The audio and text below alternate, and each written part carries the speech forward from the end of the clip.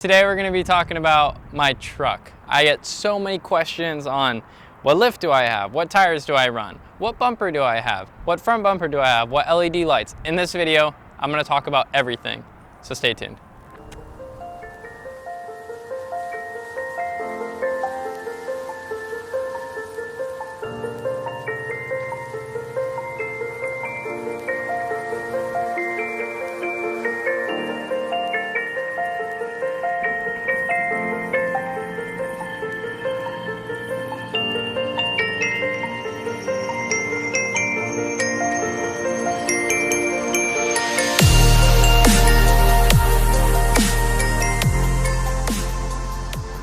The first thing that I'm going to talk about is my bumper setup. This is an ARB deluxe bumper. That means that it comes with the fog light cutouts, and there's no fog lights in there because I frankly can't afford them yet. The reason why I went with this bumper is because I started out first with an eBay bumper. I had a different bumper for a span of time from someone named Alec at True North Fabrications. Absolutely loved the hoop design that I used to have. And then I figured I got to the point where I needed somewhere to mount at least 2 lights, a winch in the future, and I still wanted that full hoop design. So I went with the Australian-made ARB bumper setup, and I haven't been disappointed at all. Looking at the craftsmanship that's been put into it, the amount of work that they've done, everything looks like it's built so well. I have the ability to mount 2 lights here, a full winch setup, 2 more LED pods here. I do still have turn signals, and I have the ability to add even more to that. So this is my front bumper. I absolutely love it. It costed me $1,034, and I got 25% off on top of that. And that's a really long story how that happened, but this is my favorite bumper, and I love it how it looks on the truck. It serves a purpose. It's built so well, and that's what I chose.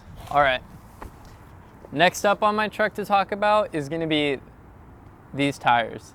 So I wanted the smoothest ride.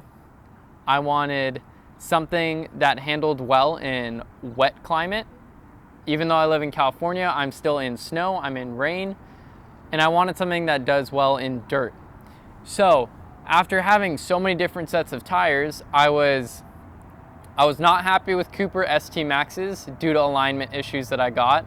I got the worst pull to the right, and no matter what I did with my caster to offset it, I couldn't fix it.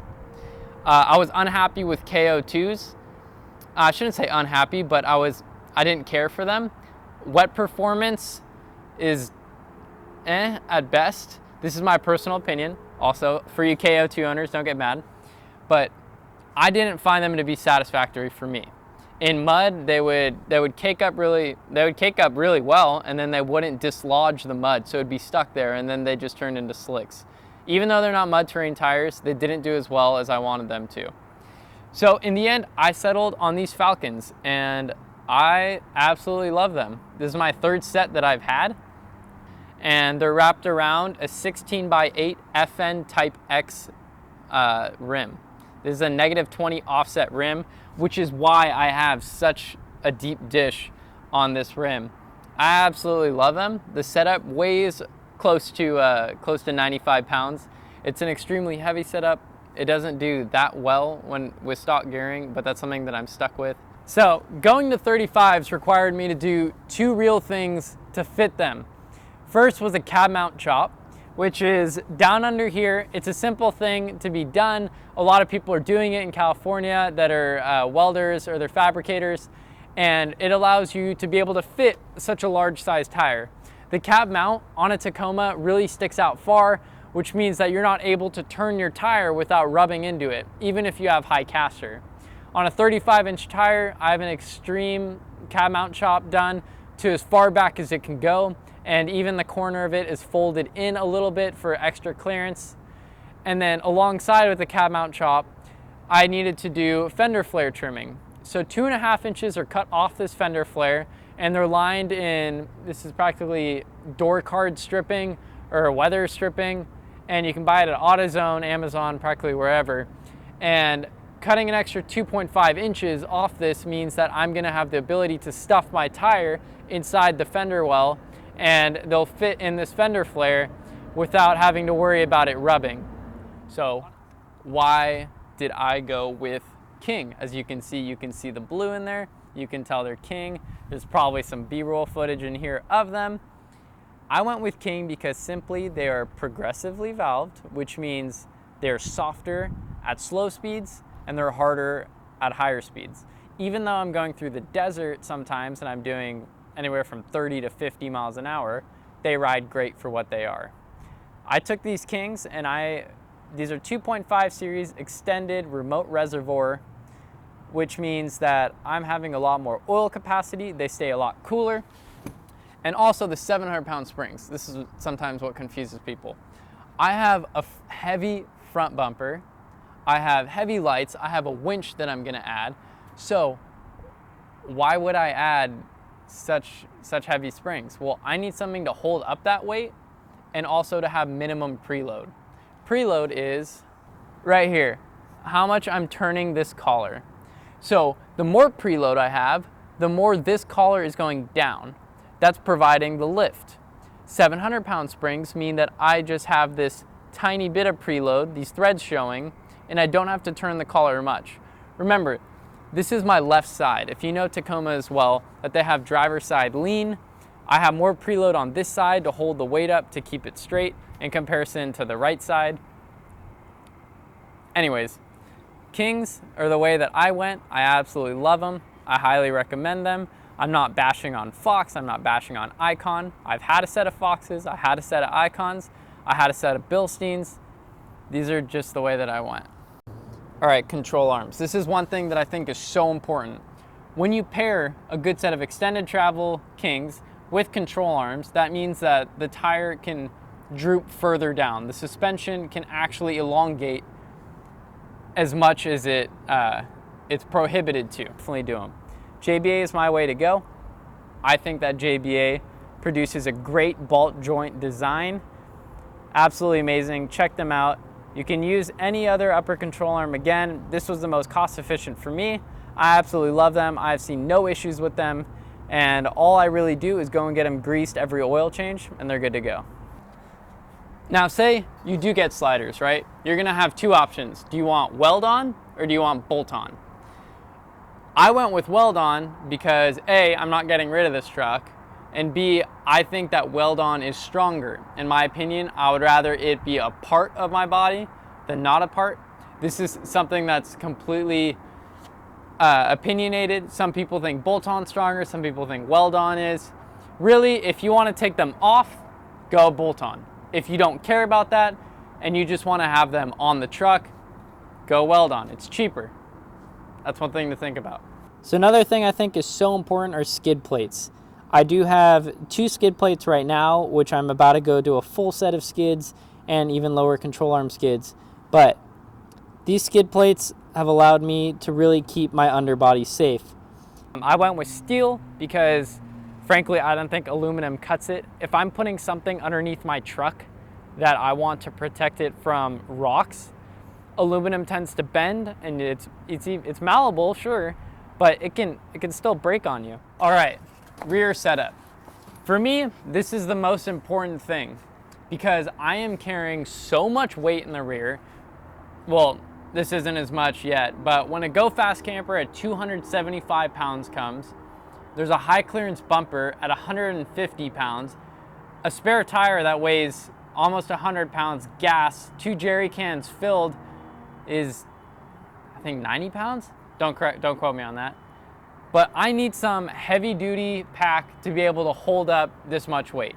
So I went with the OME Dakar heavy duty 96R leaf pack. In my opinion, this pack is not good.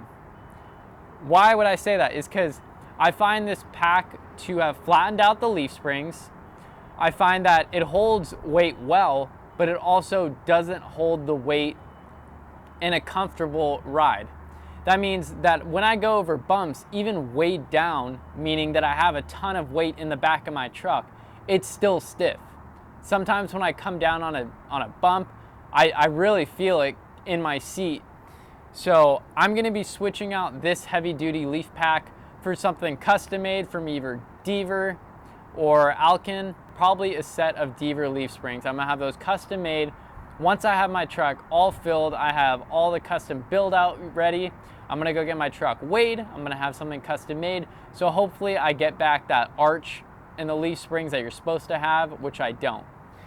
For the shocks in the back, I'm going with a 12-inch King relocation, but until then I went with a set of Bilstein B110s or B110s. These are a 27-inch length extended shock, which works perfectly with my heavy duty leaf spring set that I have. This means I get 27 inches of travel, or 27 inches extended, which is a couple inches more. That's about 2.5 inches more than your standard King. And I'm gonna be able to keep my tire on the ground for that extra 2.5 inches, where say a King shock couldn't do that. And on my list of upgrades that I've driven the furthest for, we have my swing out. This swing out is a CBI standard swing out. That means that it's not high clearance, no bed sides have been cut yet. And this is a single jerry can, a high lift mount, and a spare tire holder. I believe a swing out is really the way when you go to such a big tire that you can't put it under the truck. I'm not putting in the bed of the truck because I use that room. And I'm not putting my gas in the bed of the truck because I don't want gas near my clothes and food. Personal opinion, that's just what I think. This just swings out open. I'm able to access my tailgate like normal and open up my camper shell. This was one of my favorite things that I've added on my truck. When you see a swing out from the back, I think it looks pretty cool. It definitely serves a purpose having it back here and not having everything crowding the bed of my truck, which is why I got a long bed. My shell setup right now is the most basic I think it can be. It came down to the point where I ordered a Go Fast camper, and that's coming way later. But for now, I wanted a shell that has high clearance where I'm not smacking my head on the roof. So to give you an example of how much clearance I actually have, this is without the mattress. My head, I'm sitting straight up. My head is barely touching. So I have all this room where that I could have a 6-inch mattress and barely have to hunch over. Even if I didn't have this platform and I just had maybe like a twin size mattress in between the fender wells or the wheel wells, that means I can still have so much room and not have to worry about banging my head on top of a high cab or a standard cab high shell, which I've had many shells, and this is by far my favorite. So this is the one thing everybody asks about, is a Hilux snorkel on a Tacoma. This is the $167 snorkel that I bought off eBay. It was the biggest pain to fit. It was the biggest pain to make work. In the end, if I had to redo it, I would have probably gone with a safari snorkel, but I already have a hole drilled into my fender, so you have to kind of keep going after that point. The point of this snorkel is really, for me, is dirt. I wanted to be able to take my intake from down underneath the fender well where it's stock up to here. That means when I'm crossing through the desert, I'm using that for an example, as that's one of the dirtiest environments in terms of how much dirt you're getting into your intake. I see a significant decrease in dirt getting into my air filter when it's up here than in comparison to when it was down below. And that's all about my rig. That's everything that I've done to it. That's everything that I've added. And it started out as a bone stock truck, and it's definitely come a long way. I want to respond to a couple of things about the last video. There are so many encouraging and positive comments. It really made my day. I was sitting at work and I started tearing up because I was going through the comments and seeing how many people subscribed, and you know, it's amazing. I started tearing up again. But anyways, if you're interested in the kind of videos that I'm making, I really encourage you to hit subscribe. I'm going to be coming out with a lot of content the next couple weeks, and it's going to continue growing.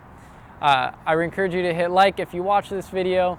If you have any questions about my truck or any questions for me, please feel free to drop a comment. I'll be glad to answer them, and I hope to see all you guys in the next video. Until then, stay tuned and have a great time.